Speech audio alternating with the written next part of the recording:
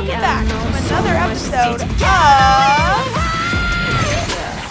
Giovanna's Interviews. Our guest today for the 13th episode of Giovanna's Interviews, he is the voice of Keith and Pidge in the 1980s Voltron. He is the voice of Slag in the G1 Transformers and the Transformers movie. He is the voice of Hook in G1 Transformers and the Transformers movie. He is the voice of Bone Crusher in the G1 Transformers and the Transformers movie. And he is the voice of Springer in the Transformers movie and season 3 and 4 of the G1 Transformers. He is the voice of Shipwreck in G.I. Joe. He is the voice of Green Goblin in Spider-Man. And he's the voice of Mr. Grandry in the hit PBS Kids show Jakers, The Adventures of Piggly-Winks. My guest today is Neil Ross. Will Giovanna and Neil take it away? Hello, everyone. Welcome back to Giovanna's Interviews. I'm your host, Giovanna. With me today, got a very special guest joining me. You may know him as the voice of Keith and Pidge in the original Voltron. You may know him as the voice of Slag, Hook, Bone Crusher, and Springer in the G1 Transformers and the Transformers movie. You may know him as Shipwreck in G.I. Joe. You may remember him in Batman the Animated Series. You may know him as the voice of Green Goblin in Spider-Man the Animated Series. You may remember him as Buck Boylan and Mr. McGrandry. I hope I said the name right. I don't know. What was the name? Mr. McGrandry, I think. I don't know. I don't even know what that is. I'm sorry. I don't know. From the hit PBS Kids show, Jakers, The Adventures of Piggly-Winks. Please welcome my guest. Please welcome Neil Ross. Neil, welcome. How are you? I am good, Giovanna. Thank you. How are you doing? I'm doing good. Oh, and I forgot to mention, he's also an author to the book of Vocal Recall, which we'll talk a little bit more about that a little bit later. So, yeah, but I'm doing good. Thank you so much for coming on and joining me today. Oh, my pleasure. My pleasure. Interesting coincidence. I asked you to send me links to a couple of your previous shows, and one of them you sent me was with Kevin Dobson. Oh, Michael Dobson? Or Michael, I'm sorry, Michael Dobson. Who I met up in Canada not too long ago. What a nice guy. Oh, no way. Yeah. That's so cool. Yeah. Michael Dobson is an awesome guy. He's very awesome.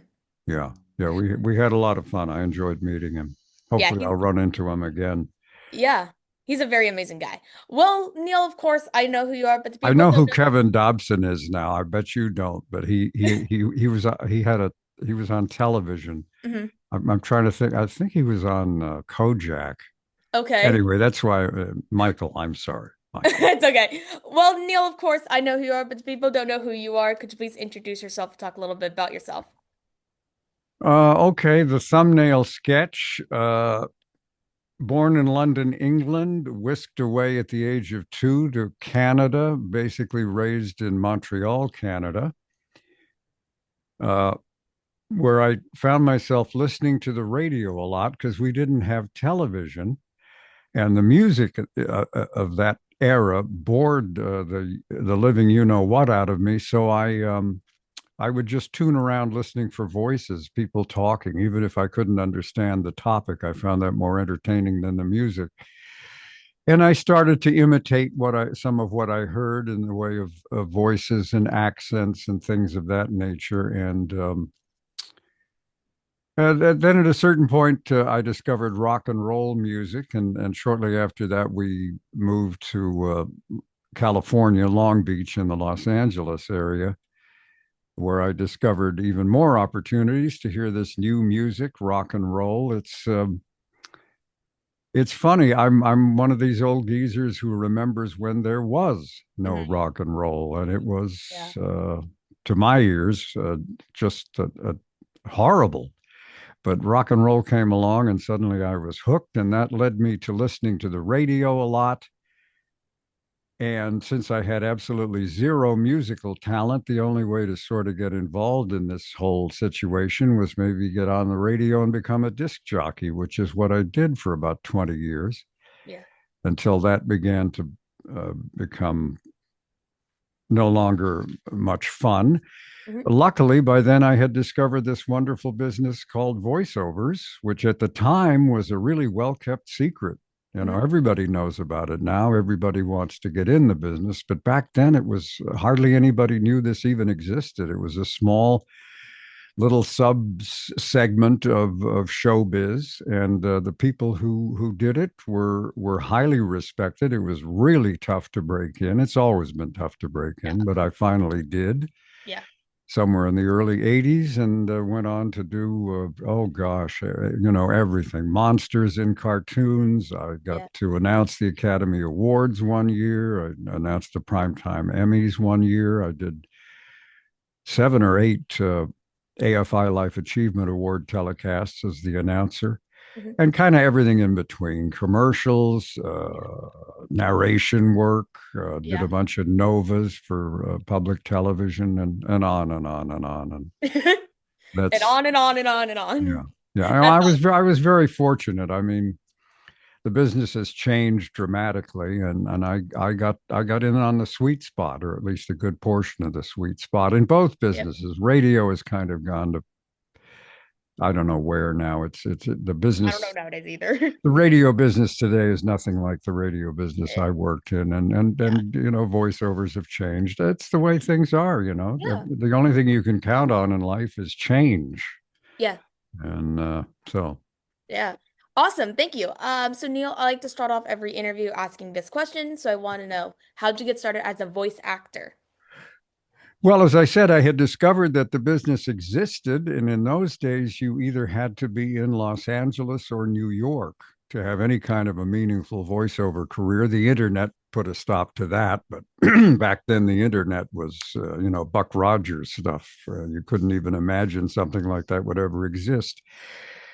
So, what I had to do was somehow wangle a radio job in Los Angeles and do voiceover work on the side. So that's what I did for about 5 years. I went to workshops and classes and any little job I could get. And eventually, after about 5 years, the tail was starting to wag the dog. I was making far more money outside the radio station than inside the radio station. So in 1985, I tendered my resignation after 20 years of faithful service, and I haven't had a job since. Wow.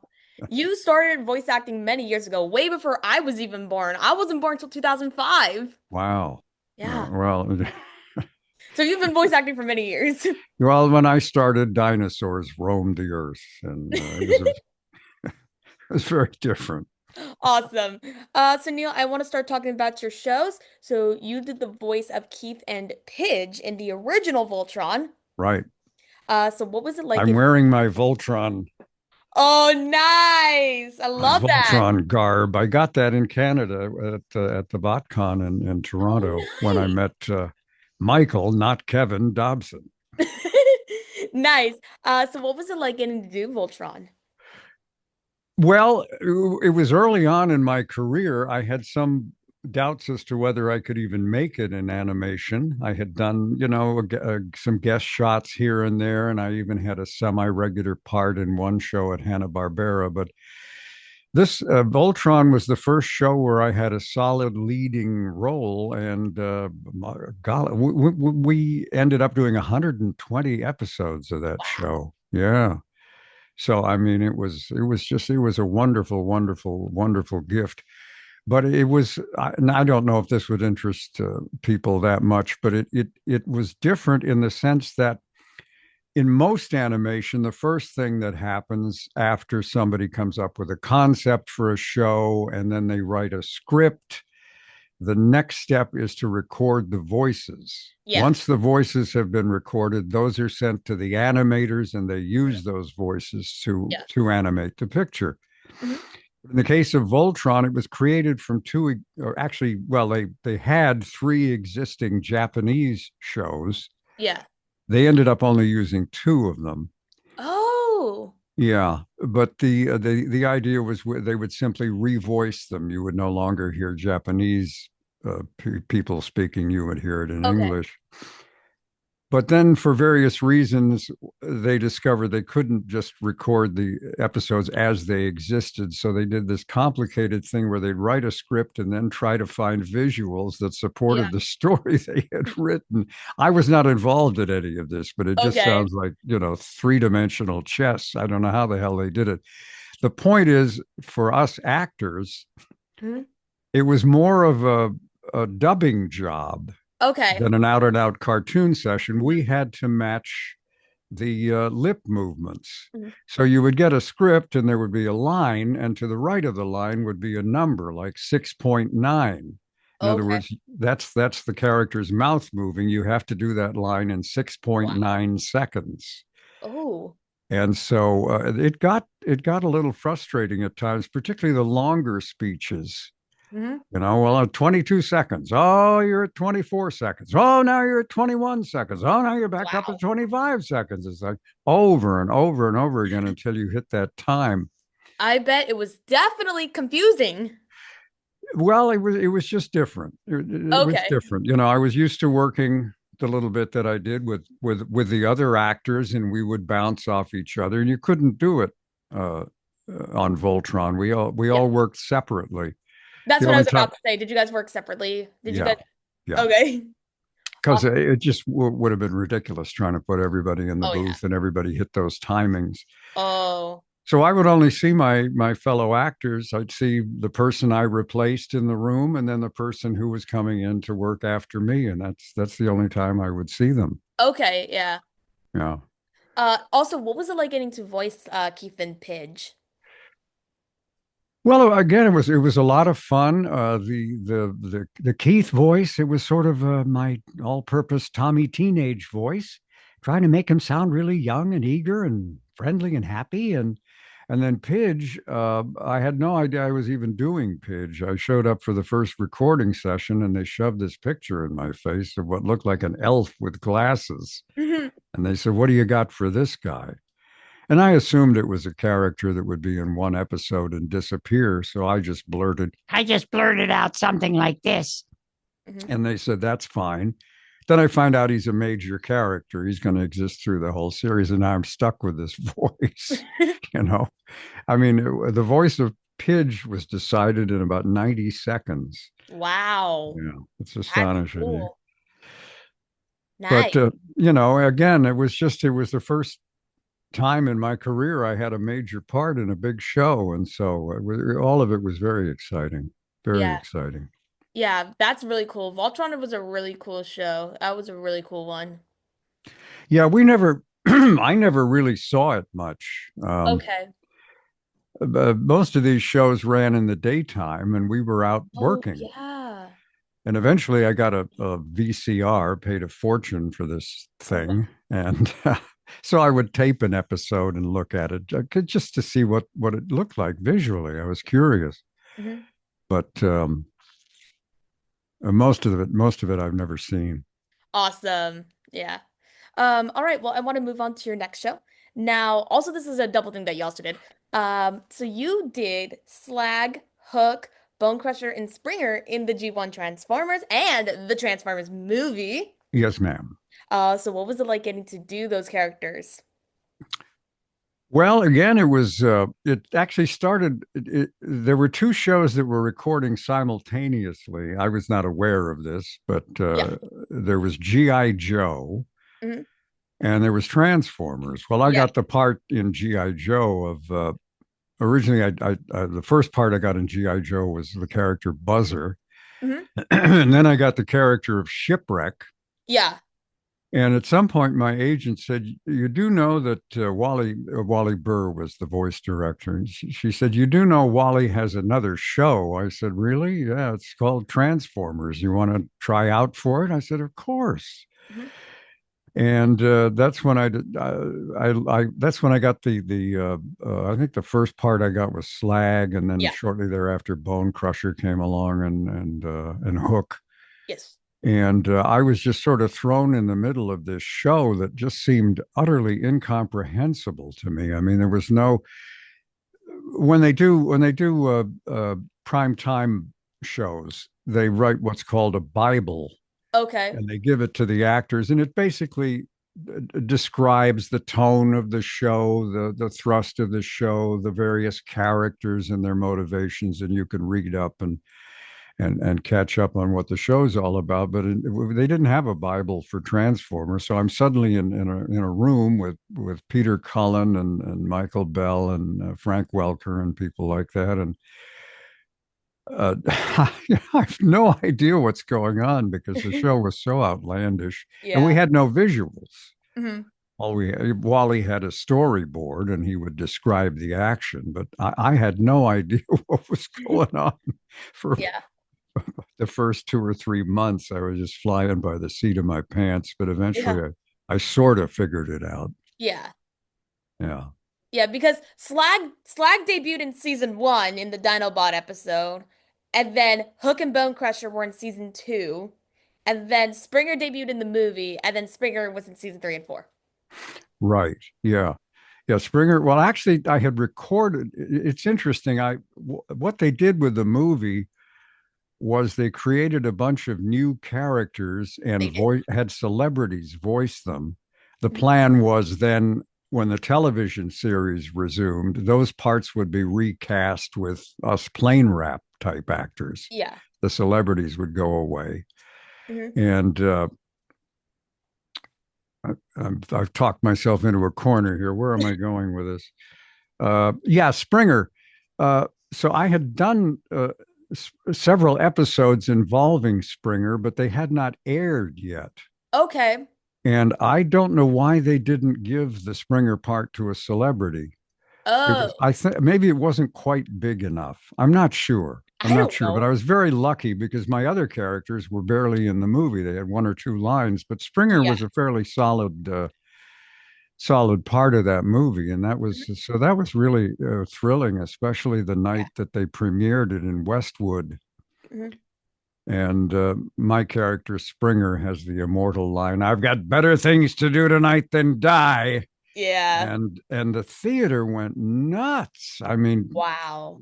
screaming, yelling, jumping up and down. You couldn't hear the other dialogue for about the next 60 seconds. And I thought, wow, that's interesting. I'm on to That's something here. awesome. Yeah. And That's of course, cool. people come to conventions to get my autograph, and they all want me to write that line on the I've got better things picture. to do tonight. I wish I had a shorter line, to be honest Yeah. with you. Like, make my day. That would be easy to write, but I Yeah, got to say, made my day. I'm got better things to do. It's just you Yeah. get writer's cramp after a while. But I'm very, very grateful. I mean, how many actors get a tagline that's associated with them? A relative handful. Yeah. And what was it Yippee like? o ki Yeah. and make my day and that kind of thing. Yeah. What was it like getting to work with Peter Cullen and Frank Welker?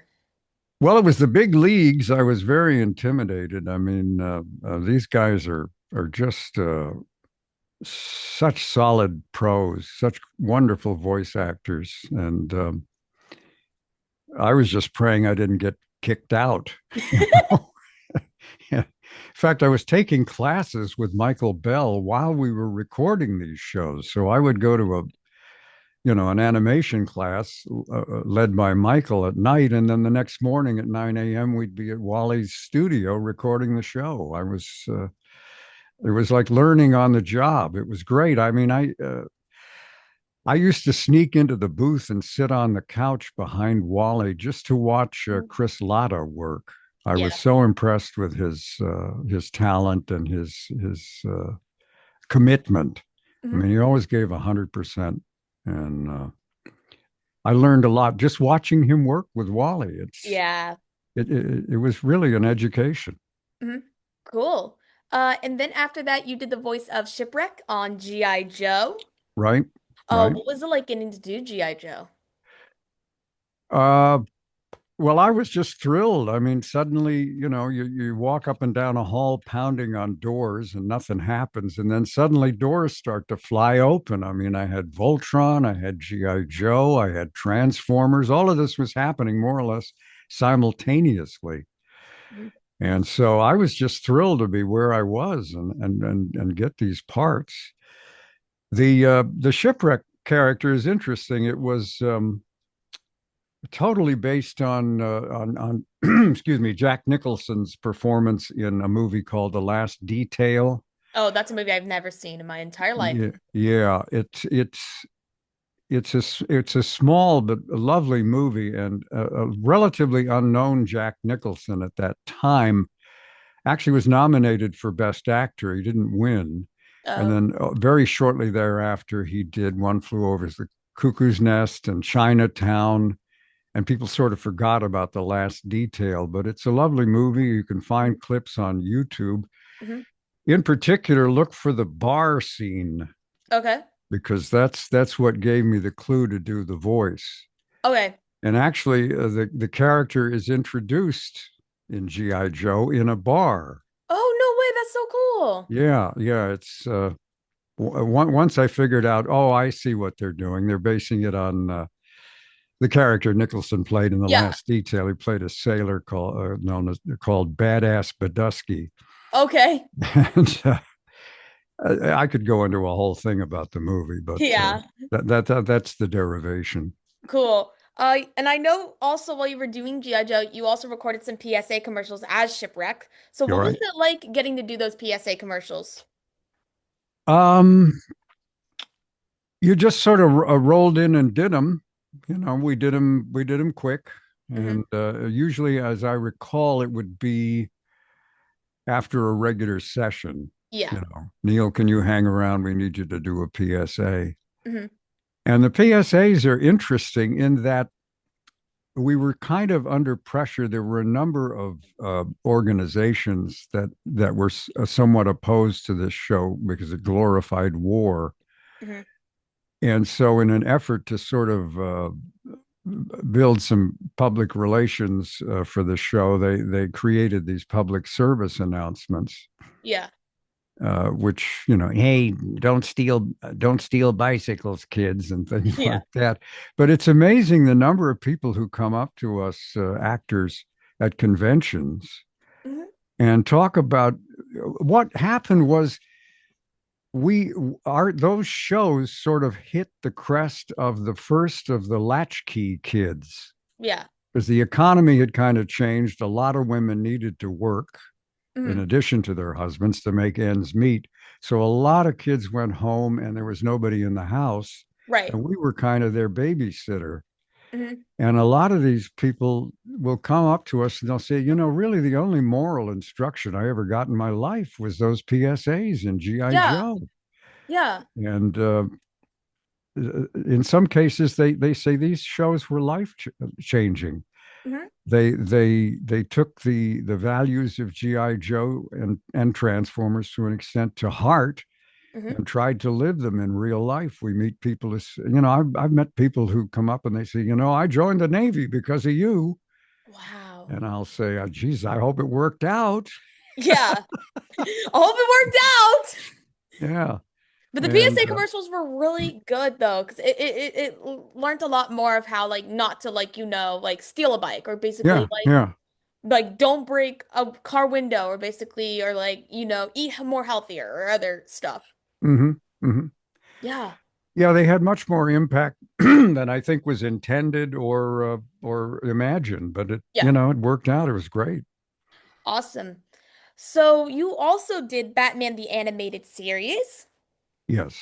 What was it like getting to do Batman the Animated Series? Well, of course, I never had a regular character. I just played an endless stream of thugs and parking lot attendants and cops and whatever. But I never had a regular part in it. Hmm. But it was fun. I Yeah. to quote Jack Nicholson, I love to act. Yeah. Yeah. Yeah, that's cool. I've seen Batman the Animated Series actually. Mm-hmm. My twin sister actually showed me the series one time. Mm-hmm. Actually, a couple times actually. Did you enjoy it? I did. I actually really liked it. I watched it like December of I think of 2024 or 2025. I don't remember which one. I think it was 2024.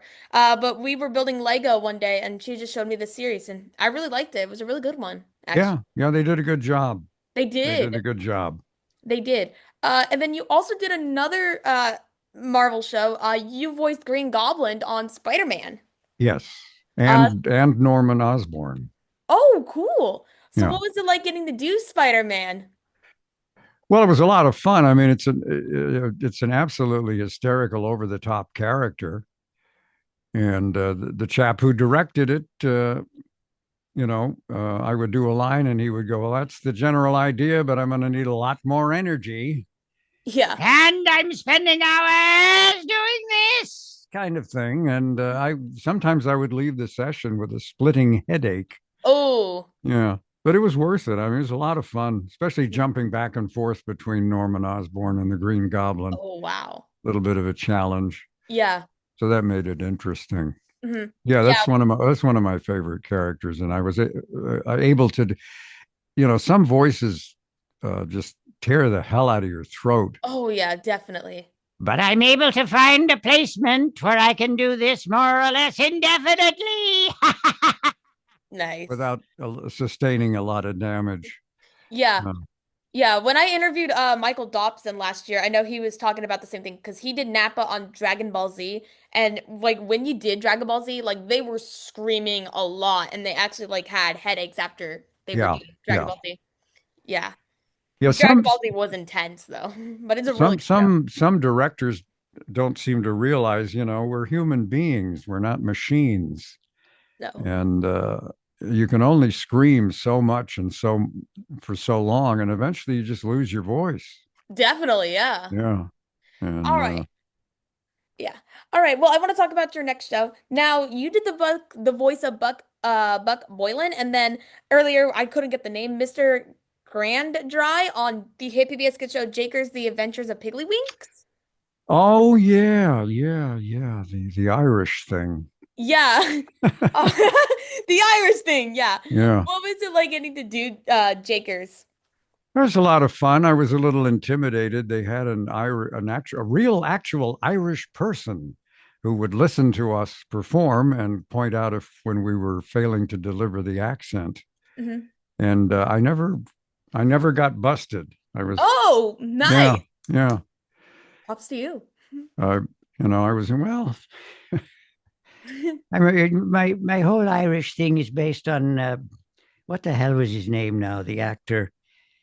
I'm spacing it. He was in a lot of these movies with Bing Crosby. I don't know. You wouldn't know that. I wouldn't know. And Awesome. if it pops into my mind, I'll say Yeah, it. let But me know. All yeah, right, Neil, but before we do get on to your questions, you are an author and you wrote your book of Vocal Recall, yes, a I life did. radio voiceovers. Um, Here there it it is. is in stereo. Yeah, we both have the book, which I'm still in process of reading. Yeah, Uh, it's available for those who might be interested at Amazon, and there's an audio version at what the hell is the audio place called? Audible? Yeah, Audible. There we Audible. go. Why can't I remember that? I can't remember anything at this point. Yeah, a version at Audible, and there's a print version you can get on Amazon. Awesome. Just vocal recall Neil Ross should take it there, or I have a little website if you want to go there and read up on some more about the book, Mhm. and it has links to order it, and that would be cleverly www.neilbook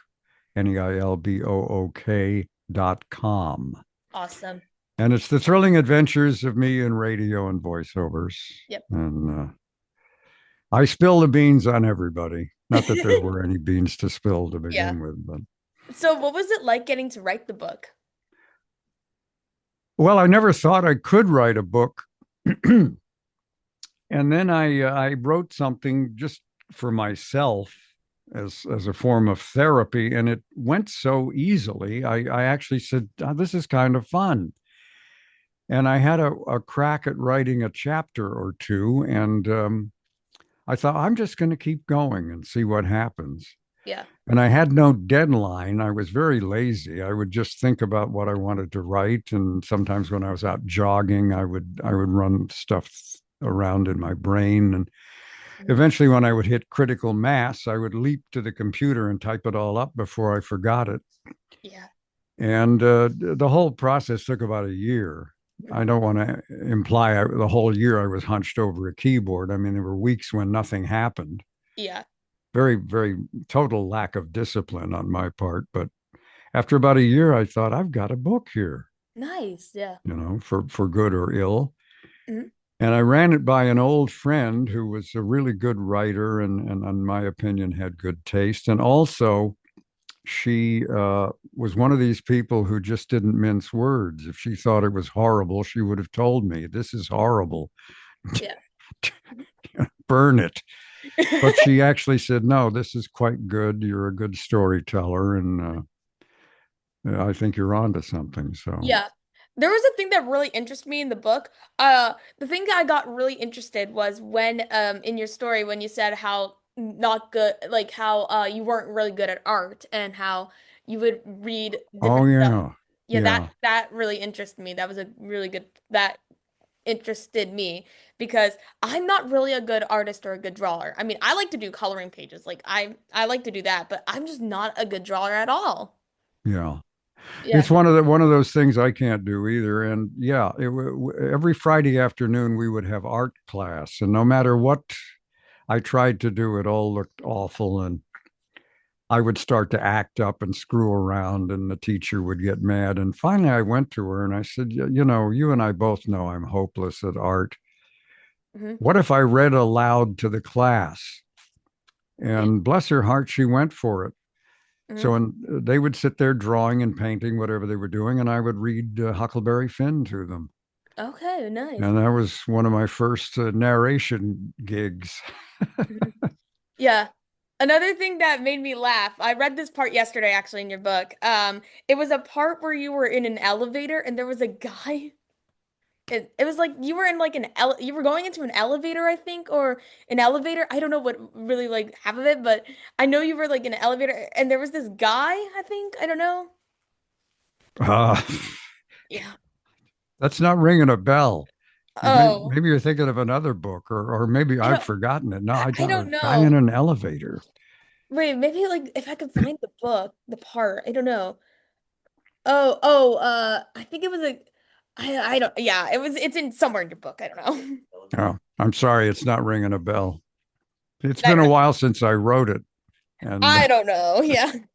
But anyways, Neil, I do have some questions and I typed these questions up all on my own.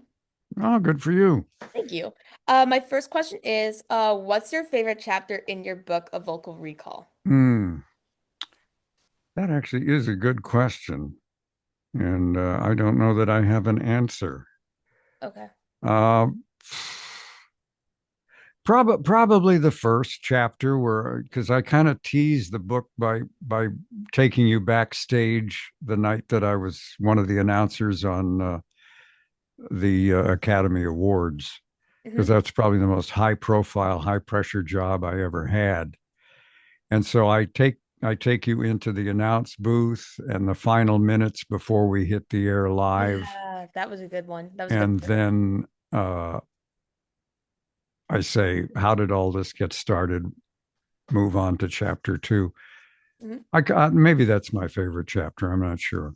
Nice. That's cool. Cool. This question's for Springer.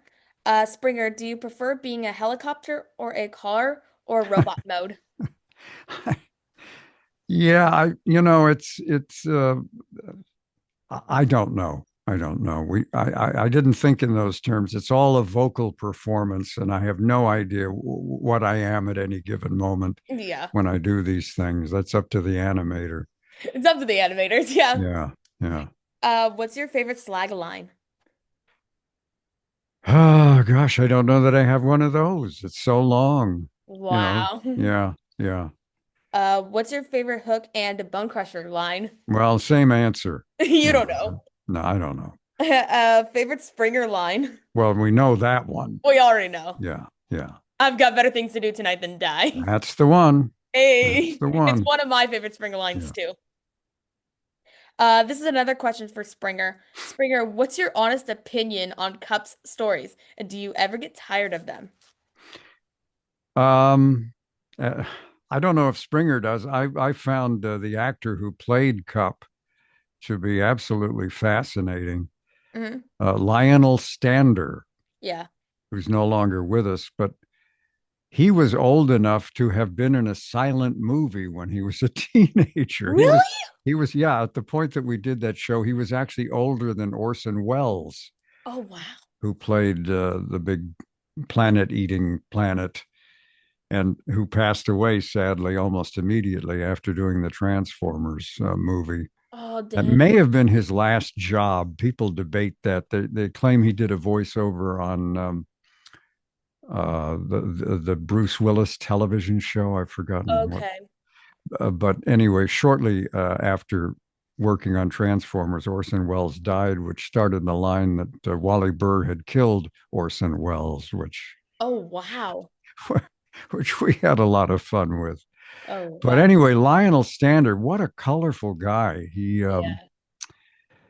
He had a nice career going, and then he got Mhm. caught up in that nonsense in the 50s where everybody thought communists were hiding under the bed, and he got called to testify at the House Un-American Activities Committee, and he just basically gave him the middle finger and went to Europe, Wow. where he made all kinds of movies, prestigious art house movies and Mhm.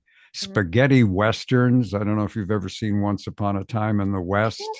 I don't think I have. I don't Yeah, he know. plays the bartender in that, and he had this voice. I mean, you hear the name Lionel Stander, and you picture Yeah. some very sophisticated David Nivenish actor, Mhm. working in the theater, and instead you get this guy from New York, talks like this, and he had all kinds of stories, and I just had a ball talking to him in the green room.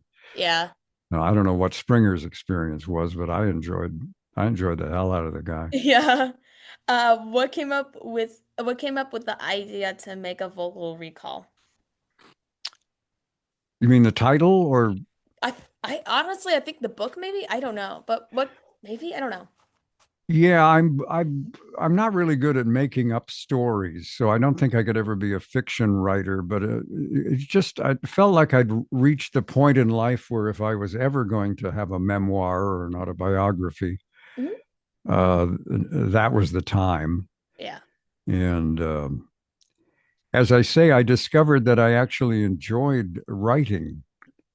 It's some writers, it's like agony, Yeah. and it's like they don't enjoy writing, they enjoy having written. Hmm. But I actually enjoyed the process, Hmm. and it surprised me. The only reason this book exists is because somebody invented computers and word programs, Yeah. because the typewriter would defeat me. I would just make so many mistakes. Then you had to Oh get, yeah. you don't even know what I'm talking about. You had to get the liquid white out and Oh yeah. put it on the paper and try. I mean, it was just, Typewriters were hard. yeah. But as soon as the word processor came along, I said, well, this I can work with. I can make a million mistakes and go back and clean them up Yeah. just with a click of a key. This is wonderful. Yeah. And I doubt the book would have been written unless somebody had come up with word processors. Right. Yeah. Awesome. Who's your favorite G1 Transformers Autobot, but it can't be your character? So it has to be a G1 Transformers Autobot, but it can't be Slag and it can't be Springer. Huh. Geez, I don't know. What are my options? I don't know any. You can pick any Autobot, but it has to be G1. I'm sorry. Selfishly, my favorite characters are mine. Okay, I'll let it Yeah. count. Yeah. And then who's your favorite G1 Transformers Decepticon, but it can't be your character. It has to be Hooker. I mean, you could say Hook and Bone Crusher as your favorite. Well, I always got a kick. I mean, I get a kick out of everybody in that show. Everybody was Yeah. so wonderful. Hmm. Frank Welker and Michael Bell and Peter Cullen, and I mean, Yeah. you know hundreds of actors got involved over the years, Yep. and everybody just did an outstanding job. I mean, They're I all can't I awesome. can't pick a favorite. It's okay. That's cool. This question's for Slag. Slag, how do you really feel about Grimlock's leadership? Does he ever get on your nerves? Well, sometimes at conventions, if they seat me close to him, I have to hear Greg Berger go, "Me, what's his me Grimlock?" Grimlock. You know, Yeah. you pipe down over there. Yeah. It's like you're signing something and then you hear me, Grimlock, and you're like, oh gosh, here we go. Yeah. I almost signed Grimlock. And then, of course, it's not my character, so I can't do that. But Oh wow. Favorite part of the Transformers movie? I've got better things to do tonight than die. I mean, Yeah, that's a cool part. I like I the could have part. I could have gotten up and walked out right then. I mean, Yeah. My favorite part is when Hot Rod becomes Rodimus Prime and holds the matrix of leadership. That's my favorite part. well, Yeah. you're entitled to your favorite. Yes. Um, Favorite G1 Transformers voice actor? Oh, again, Everyone, yeah. Everyone was everyone awesome. was on uh, you know, on top of it, and it was just a privilege to work with those Yeah. folks. I Yeah, couldn't pick a favorite. it's okay. Yeah, everyone is awesome in G1 Transformers. Yeah. Everyone's amazing. Do you remember your first recording session on G1 Transformers? No, it's all kind of a blur A blur, yeah. uh, after all these years. Hmm. My memory is just a jumble of GI Joe and Transformers sessions and all different actors that would be in the green room and the stories that they told and Hmm. the funny stuff that happened along the way. But it's all sort of like a kaleidoscope in my mind. I don't remember specific recording sessions. It's just it's a kaleidoscope. Okay, awesome. Do you have any G.I. Joe toys? I was not a toy collector. Occasionally fans give me things. I have a couple of shipwreck pieces Nice. and a nice Voltron that somebody gave me, Hmm. and that's about it. Cool. Favorite shipwreck line? Huh. I don't know if he has one that I can recall.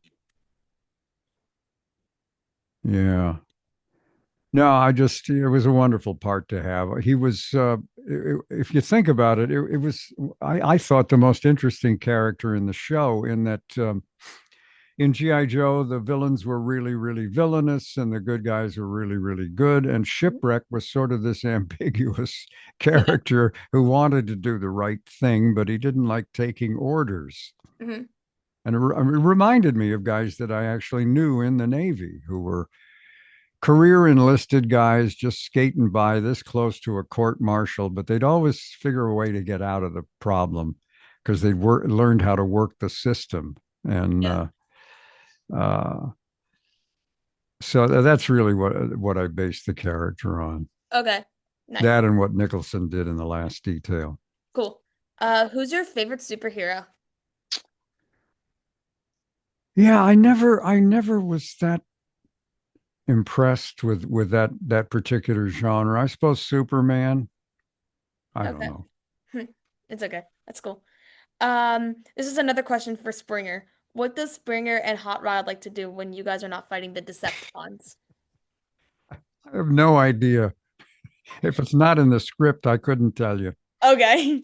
Um, what is Slag, Hook, Bonecrusher, and Springer's favorite NFL team?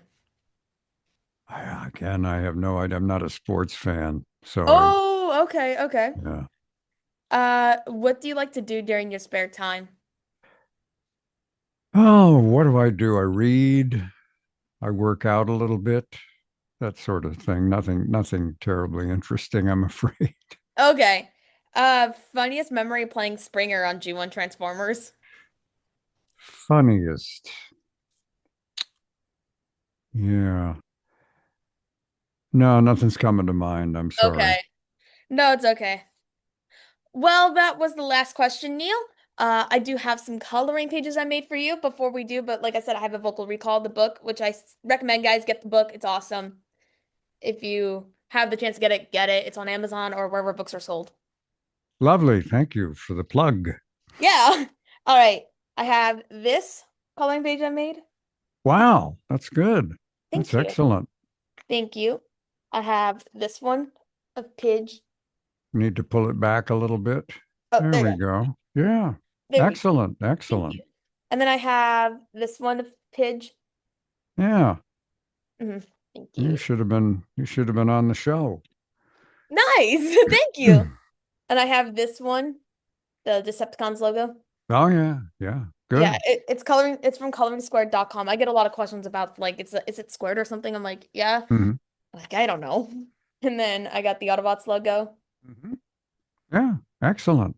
Good Yeah. job. Thank you. And then I have Slag, Mm-hmm. who's a cool character, like Slag. Then I got Hook. Uh-huh. Yeah. Great. Thank you. I got Bone Crusher. Yep. And then They're all home runs. Yeah, and then I got Springer. I've got better things to do tonight than die. Yep. Because I like that scene. And then I have another Springer. Yeah. Excellent. And then I got is Green Goblin. Oh, yeah. Nice. Yeah.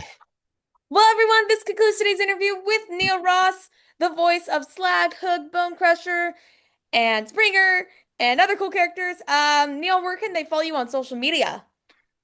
Oh, I'm one of these old school cats. I'm on Facebook, and that's about it. Okay. Yeah. Awesome. Well, everyone, this concludes today's interview. Neil, thank you so much for coming on and joining me today. My pleasure, Giovanna. It was very nice I talking with you. I had so much fun today with you. All right. And Thanks so much. Like I said, get his book, Vocal Recall. Get it wherever books are sold, Amazon, wherever. And well, it's pretty much Amazon. Pretty much Amazon. Or Audible for the audio version. Yeah. And go to Audible to get the audio version. Anyways, I hope you guys enjoyed the video. Make sure you guys like, subscribe, turn on your post notifications so you know when I post. I will see you guys next time. Bye. Bye-bye. Thanks for watching this video from Giovanna's interview. Please make sure you like the video, comment on the video, and make sure you subscribe and turn on your post notifications. You can also check out my website at www.giovannapinterviews.com. Bye, everybody.